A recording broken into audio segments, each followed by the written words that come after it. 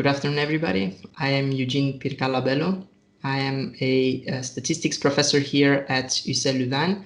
I have started working here in 2018, and I am currently a member of the Institute of Statistics, Biostatistics, and Actuarial Sciences.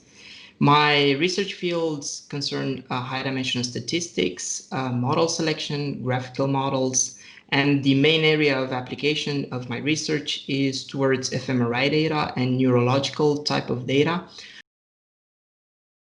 So I have started in mid-March with developing models that kept track of the evolution of the pandemic in Belgium. I have focused from the start on the main indicators that were publicly available and that were of main interest to the media and the society as a whole. That including the number of infections, the number of deaths, the number of hospitalizations, and the number of ICU beds occupied by patients. We managed to calibrate models that were looking at short-term evolutions. My models, the models that I put forward are models which look 7 days ahead and try to predict what the current setting and the current situation will be 1 week ahead.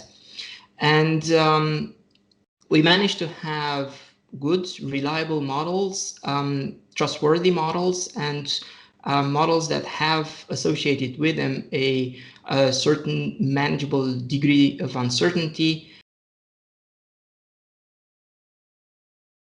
With respect to the next week is a little bit contradictory, depending on what indicators you're looking at and depending on what region you're looking at. Suppose that at a national level, what we observe now is the fact that we are finding ourselves into a downward trend with respect to the number of new infections, and this is an indication that the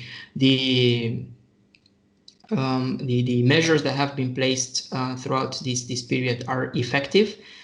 But when we look at the number of beds occupied by patients, or the number of ICU units, or the number of deaths, we see that they're beginning to slightly be on an upward trend. It's not a very steep upward trend, but it's still nonetheless an upward trend.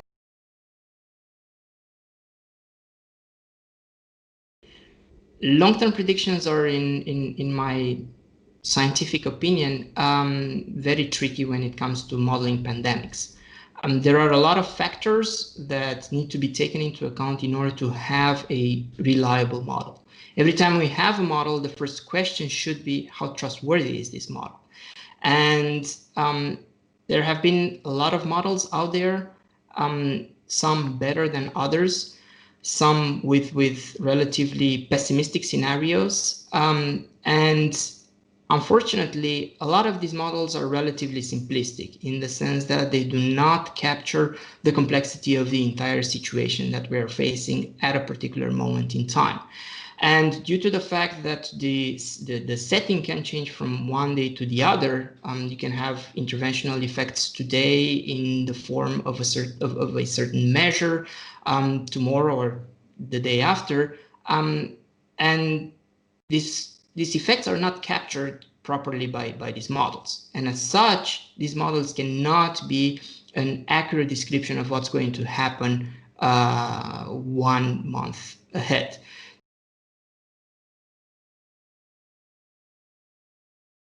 I think that we need, for this second wave, a crushing of the curve to go directly as a target towards 0 cases. And the example that I have in mind for this is the case of New Zealand, for which the government actually implemented and took measures in order to not reduce the spread of the virus, but to actually, they vowed to actually eradicate the virus from the society. This allowed them to enjoy about 100 days of no new cases in the country.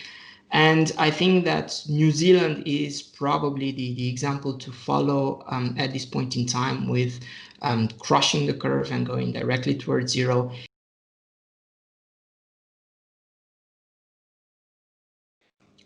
Well, the measures that we have in place right now are good measures, don't get me wrong. We need to, what we need to do as a society is we need to respect these measures as strictly as possible, as close as possible. I know that the bubble of 5 is a very complicated concept, a very restraining concept for everybody. Unfortunately, it's a necessary evil to be able to crush this curve. So we need, as a society, as individuals, we need to take our responsibility, and we need to do our best to actually stop the propagation of this virus. Now, a certain aspect that comes to play nowadays in August, at the end of August, are people that are finishing their vacations. They're returning from zones that have been labeled as red. And one of the focuses needs to be on this group of people that comes back, and we need to make sure that when they arrive back in Belgium, a compulsory testing can happen directly at the airport at the moment of returning. We need to follow strictly the fact that people that need to quarantine are actually quarantined.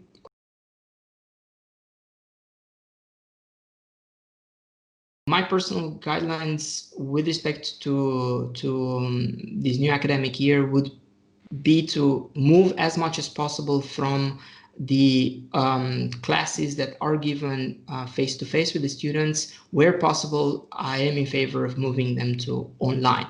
I think this will reduce a burden.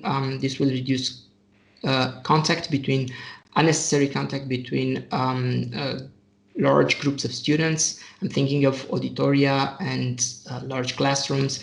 So I think that moving as much as possible from the face-to-face interaction with the students to the online environment will do a lot of good for keeping under control the virus in Belgium.